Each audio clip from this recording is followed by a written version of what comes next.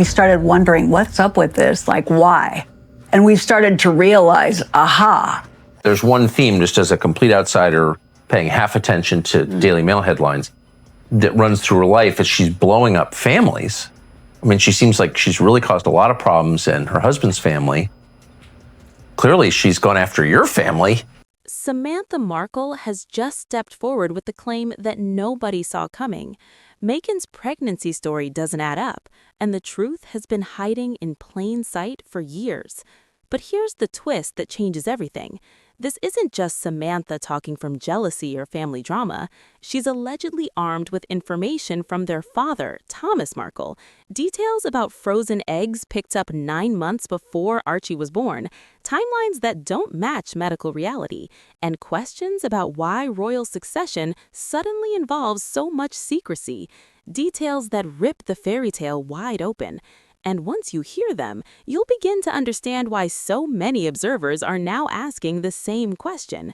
Did Meghan Markle actually give birth to Archie and Lilith, or has she been hiding the biggest secret in modern royal history? Let's go back so you understand everything much better. Now we are looking at the two different theories and whether or not they're truly viable. Is it viable and possible that she would have this postpartum swelling or weight gain without carrying the babies herself through using a surrogate? Remember Harry's memoir, Spare? It was supposed to be raw and honest, a look behind palace curtains that revealed their truth. But buried inside all the emotion and family drama was one detail that quietly detonated everything. Meghan allegedly gave birth at Portland Hospital, and they were home at Frogmore Cottage within 2 hours. 2 hours! To most people, that sounds impressively fast.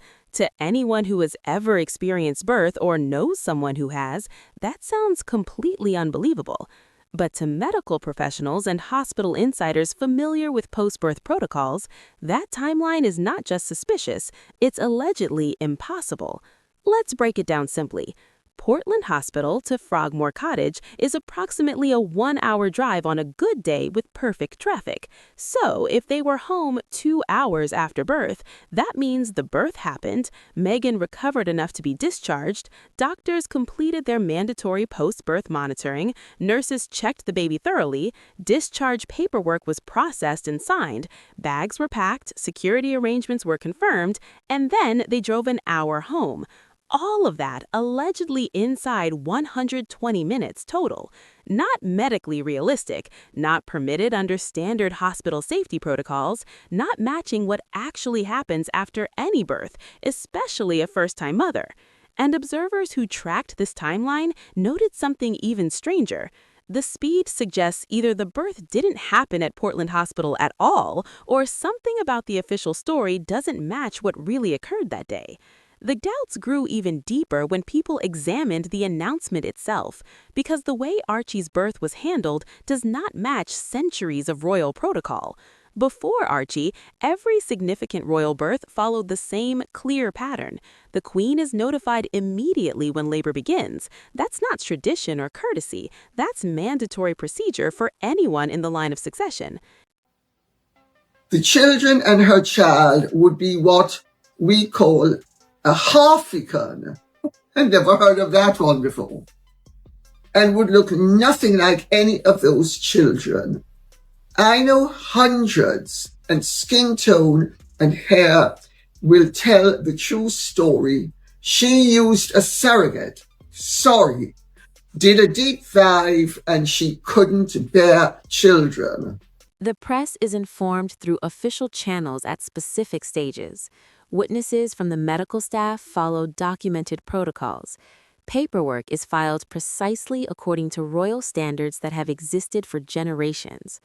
But according to sources familiar with what happened in May 2019, something unprecedented allegedly occurred with Meghan.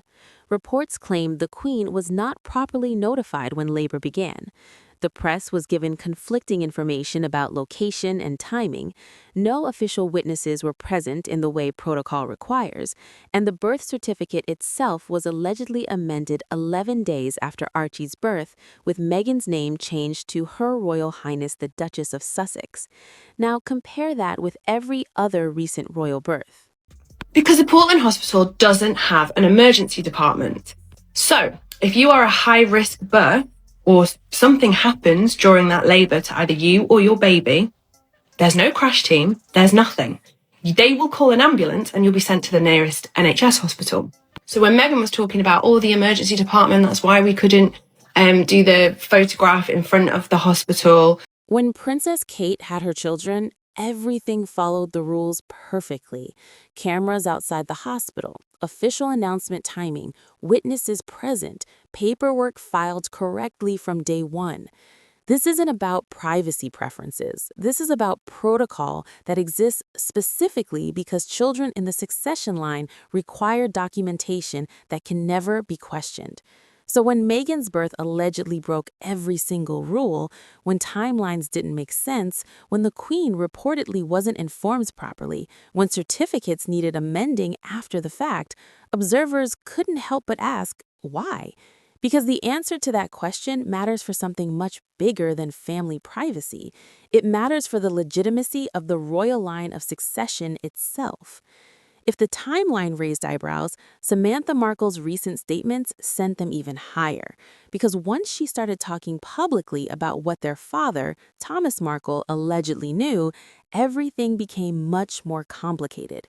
Samantha didn't just vaguely suggest something was wrong with the pregnancy. She allegedly provided specific details that came directly from Thomas. According to what Samantha told journalist Dan Wooten, Thomas Markle said that 9 months before Archie was allegedly born, Meghan picked up her frozen eggs. 9 months before, not years earlier as part of general fertility planning, but allegedly at the exact timeline that would match using those eggs for surrogacy rather than natural pregnancy. And Archie and Lilibet, they haven't had any verification of who gave birth to those children, which is actually quite mandatory. We've heard Harry, the incredible story of Wonder Woman Meghan Markle walking out of a room 1 hour after giving delivery to Archie. Samantha's exact words, according to reports, were, "My father said 9 months before Archie was allegedly born that Meghan picked up her frozen eggs. I thought, that makes sense. There would be a surrogate involved." Let's pause on what that actually means. If Thomas Markle, Meghan's own father, who she was still in contact with during early pregnancy timeline, knew about frozen eggs being retrieved at that specific time, then he allegedly had information suggesting Meghan was planning something other than natural pregnancy. Samantha went further, demanding that if they used a surrogate, they should just admit it publicly instead of maintaining secrecy that creates suspicion. She pointed out the obvious problem with that admission. If surrogacy was used, then according to royal succession rules, the children would allegedly need to be removed from the line of succession because an heir has to be born from a titled royal mother, not through a surrogate carrying someone else's pregnancy. That's not Samantha's opinion. That's reportedly how royal succession law actually works. And suddenly, the secrecy makes perfect sense. If Meghan did use a surrogate, admitting that truth would mean Archie and Lilith lose their place in succession, lose their prince and princess titles, lose their entire royal status. Everything Meghan allegedly worked for disappears the moment that truth comes out. They could say, no, we did not use a surrogate and be done with it. Why they don't is suspect, but admitting they did use a surrogate would unravel the lies. Why the need for a moon bump? Why cosplay being pregnant? And just as Samantha's bombshell statements began spreading online, other family members joined in. No one close to Meghan seems to believe the pregnancy story anymore. Thomas Markle Jr., Meghan's half-brother, didn't just question the pregnancies. He allegedly created an entire YouTube video mocking the idea. According to reports, Thomas Jr. wore a wig and tiara, stuffed a pillow under his shirt to imitate a pregnant belly, and said on camera, "I was just showing off the new bump I bought used on eBay out of Montecito." Now, that's not subtle family criticism. That's publicly accusing your half-sister of faking pregnancy with a prosthetic belly. Royal commentator Jenny Bond called this the ultimate betrayal, having your own flesh and blood lead the assault on your credibility. But here's what makes these family accusations significant. These aren't random internet trolls or conspiracy theorists with no connection to Meghan. These are people who allegedly know her personally, who have insider information about her plans and timeline, who apparently don't believe the official story being told to the world. Thomas Markle Sr. allegedly knew about frozen eggs. Samantha allegedly connected those eggs to surrogacy timeline. Thomas Jr. allegedly believes prosthetic bellies were involved.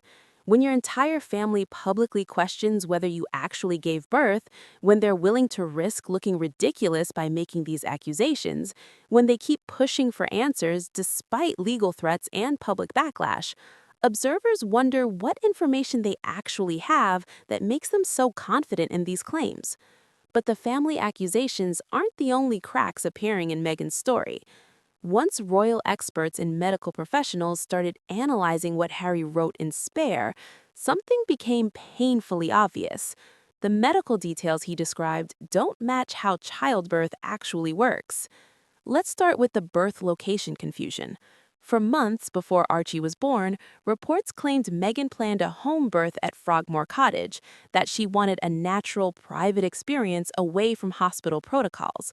That story was repeated constantly in media coverage. But then suddenly, Archie was born at Portland Hospital, nearly 20 miles away from Frogmore. No explanation for why plans changed so dramatically. No announcement that she went to hospital instead. Just suddenly, the baby was allegedly born there, and they were home 2 hours later. One palace source quoted by media noted, "How many women plan home birth, end up at hospital 20 miles away, give birth, and are home in 2 hours?"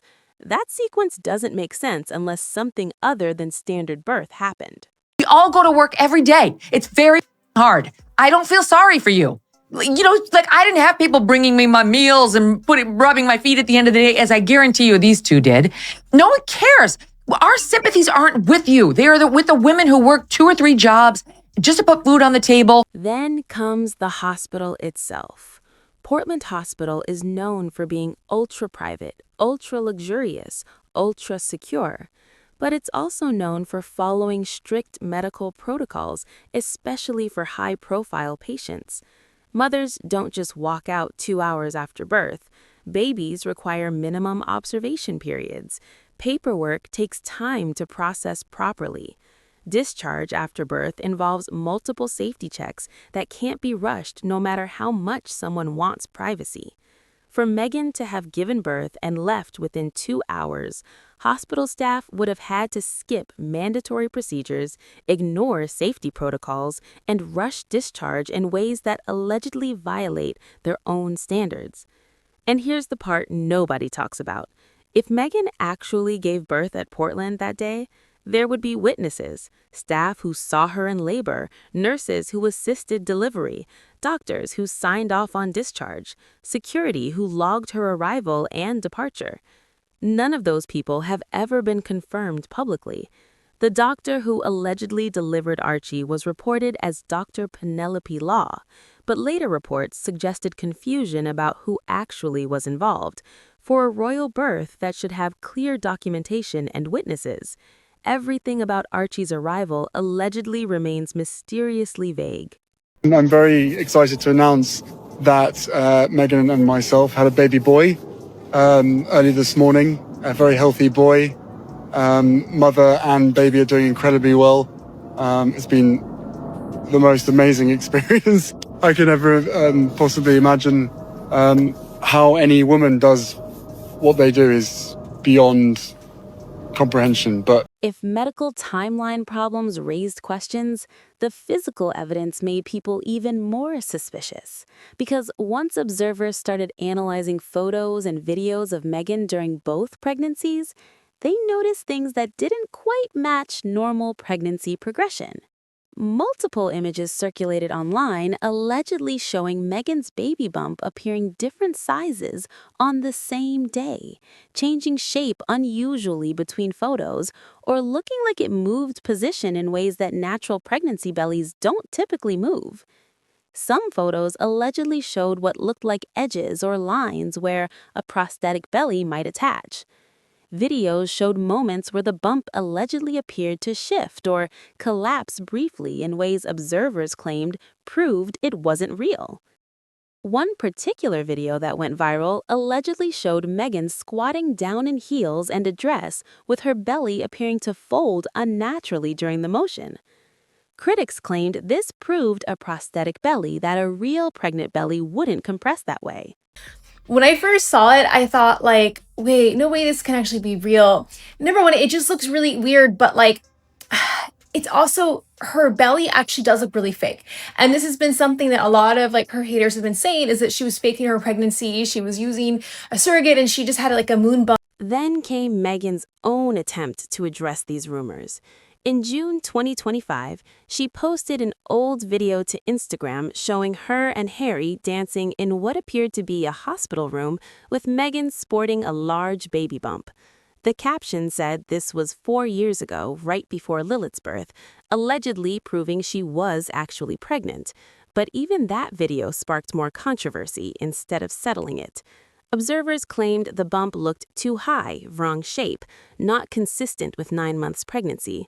Some said they could see monitor equipment under her clothes, which doctors later confirmed would be normal for checking baby's heart rate. Others insisted the lumps visible weren't monitors, but proof of prosthetic attachments. The video was supposedly meant to silence surrogacy rumors once and for all. Instead, it allegedly gave conspiracy theorists even more material to analyze and question. Is this a pregnant belly? Yes, that's supposed to be a real belly. Pregnant belly. Yeah, and I'm 15 years of age, which I'm not. And while visual evidence remained disputed, the legal and succession implications became impossible to ignore. No controversy threatens the monarchy the way succession questions do. Everything about the British royal family centers on legitimacy, bloodline, proper documentation of who has rightful claim to titles and throne. That's why protocol exists in the first place, to prevent exactly the kind of questions that now surround Archie and Liliet. Lady Colin Campbell, a royal author with decades of palace connections, has been among the loudest voices demanding investigation.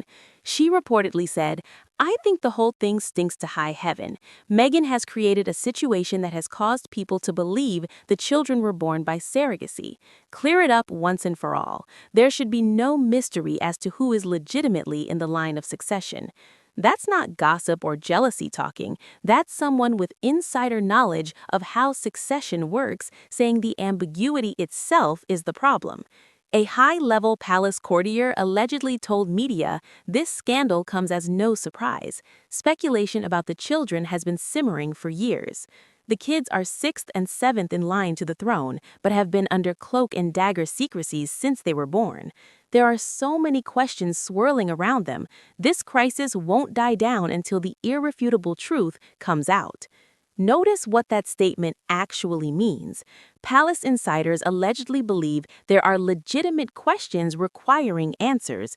They're not dismissing concerns as crazy conspiracy theories. They're reportedly acknowledging that secrecy has created a succession problem that needs resolving. Because if Archie and Liliet were born via surrogate, then according to centuries of royal law, they don't belong in succession at all. Titles would be removed, royal status would disappear, and Meghan would be exposed as having deceived not just the public, but the entire institution. That's why the stakes matter so much. This isn't about privacy or choices about how to have children. This is allegedly about whether 2 children currently in line for British throne actually qualify under the laws that govern succession. And now we reach the final devastating part of this story, the part where everything comes together. Every detail Meghan has shared about Archie and Liliet's births was wrapped in privacy, security, protection, keeping the children safe from media intrusion and public pressure. It sounded reasonable, like modern parents making careful choices in difficult circumstances. But once you examine the whole picture, the timeline that doesn't work, the hospital visit that defies medical protocol, the family members who claim knowledge of frozen eggs and surrogacy plans, the physical evidence that conspiracy theorists insist proves fake belly, the amended birth certificates, the lack of confirmed witnesses or medical staff, the palace insiders demanding investigation, the succession law that would strip titles if surrogacy is confirmed, the complete absence of irrefutable proof that Meghan actually carried and delivered these children. All these pieces form a pattern too troubling to dismiss. This isn't about gossip or trolling a celebrity. This is about two children whose place in royal succession allegedly depends on answers that have never been clearly provided. And as more people demand transparency, as Samantha Markle continues pushing her father's claims about frozen eggs, as Harry reportedly begins questioning things himself, according to sources close to the situation, one truth becomes unavoidable. Something about Meghan's pregnancy story does not line up with documented facts, medical reality, royal protocol, or family knowledge. The secrecy makes sense if there's truth to hide. The defensive responses make sense if surrogacy actually happened. The timeline problems make sense if birth didn't occur the way official story claims. And when questions this serious surround children in line to the throne, silence stops being about privacy and becomes about deception. The fairy tale of Meghan's magical pregnancies is crumbling, and the truth that's been hiding behind prosthetic bellies and legal threats and carefully edited photos is finally demanding to be seen. No matter how long Meghan and Harry try to keep it buried,